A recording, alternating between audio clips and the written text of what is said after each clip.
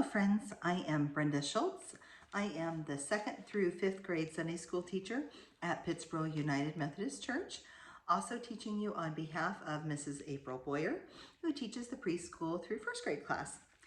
And I am so excited that we are now diving into the Old Testament, and we are starting at the beginning.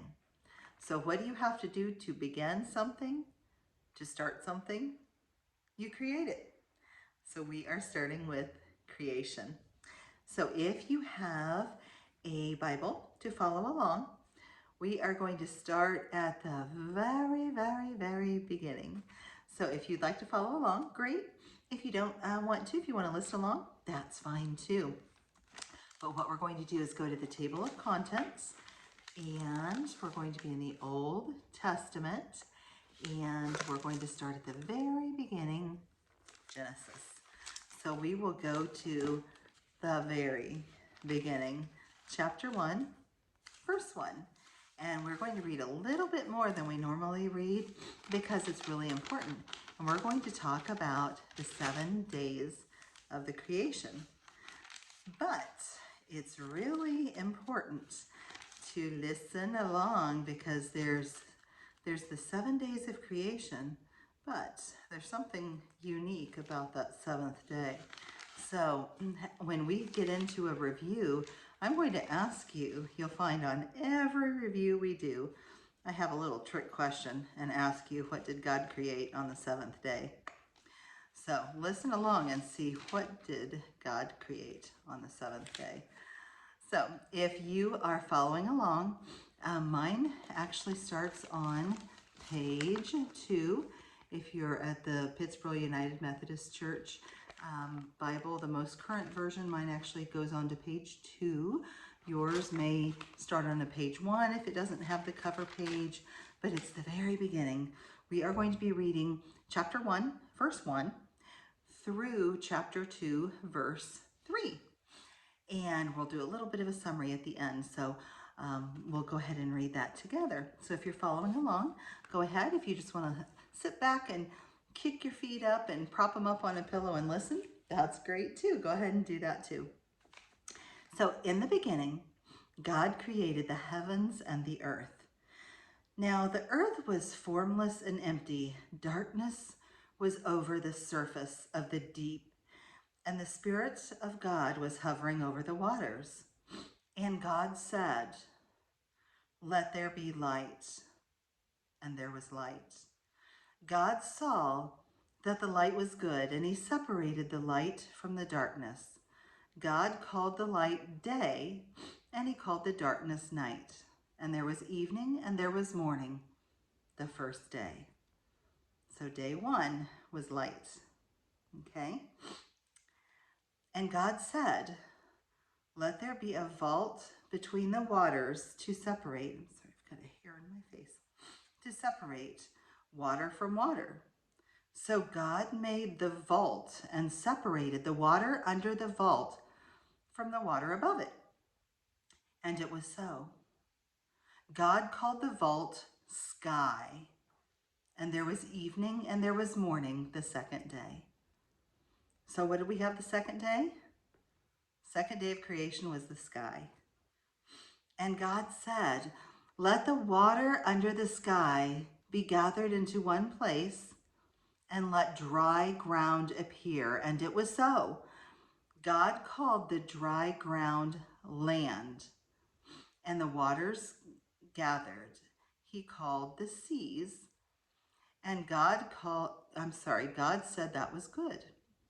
Then God said, "Let the land produce vegetation, seed-bearing plants and trees on the land that bear fruit with seeds in it, according to their various kinds." And it was so.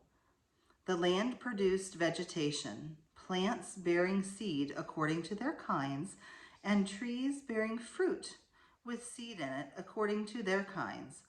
And God saw that it was good. And there was evening, and there was morning, the 3rd day. So the 3rd day, what do we have? Land, trees, and plants. Okay? All right. And God said, "Let there be lights in the vault of the sky to separate the day from the night, and let them serve as signs to mark sacred times and days and years. And let them be lights let them be lights in the vault of the sky to give light on the earth." And it was so. God made two great lights, the greater light to govern the day, the sun, and the lesser light to govern the night, the moon. He also made stars. God made them in the vault of the sky to give light on the earth, to govern the day and the night, and to separate the light from darkness. And God saw that it was good. And there was evening, and there was morning, the fourth day. So the fourth day of creation, we have the sun, the moon, and the stars. Whew, that's another busy day. And God said, "Let the water teem with living creatures, and let birds fly above the earth, the vault of the sky." So God created the great creatures of the sea and every living thing with which the water teems and that moves about it, according to their kinds, and every winged bird according to its kind. And God saw it was good. God blessed them and said, "Be fruitful and increase in number, and fill the water in the seas, and let the birds increase on the earth."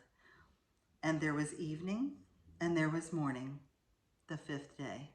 So we have fish, well, all the things in the waters, and the birds on the day 5. Wait, we're still missing a few things. And God said, "Let the land produce living creatures according to their kinds, the livestock, the creatures that move along the ground, and the wild animals, each according to its kind." And it was so.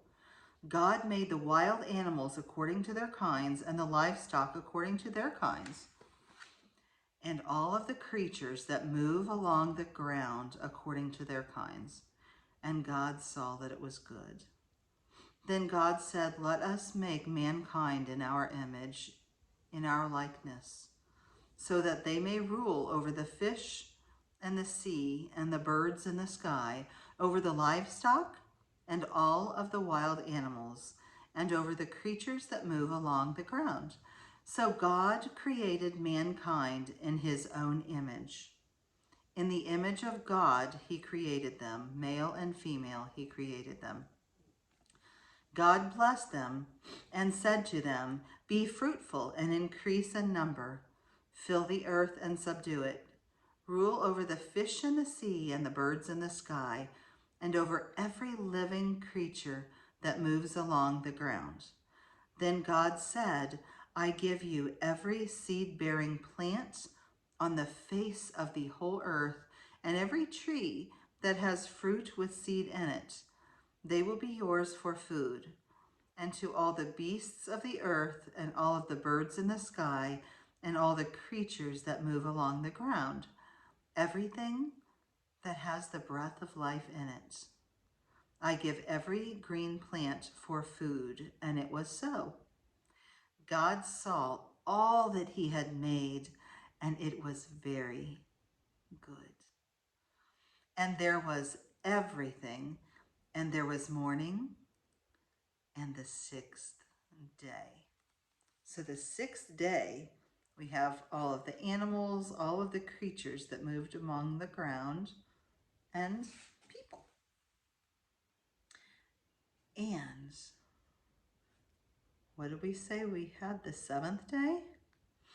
Thus the heavens and the earth were completed in all their vast array. By the seventh day, God had finished the work he had been doing.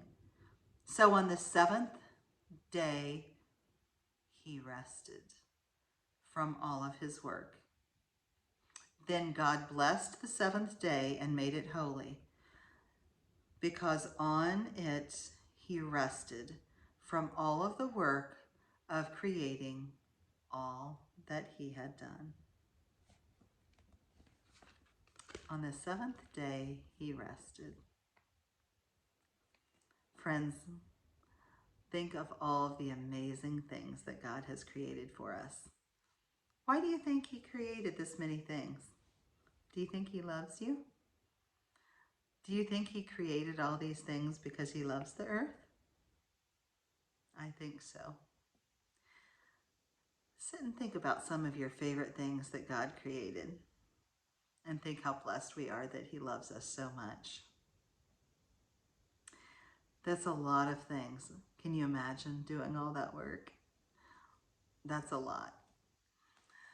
Well, friends, I want you to just rest, be happy, and enjoy your day, and know how much God loves you. And Miss April and I love you too, and we hope you have a wonderful week. Bye-bye.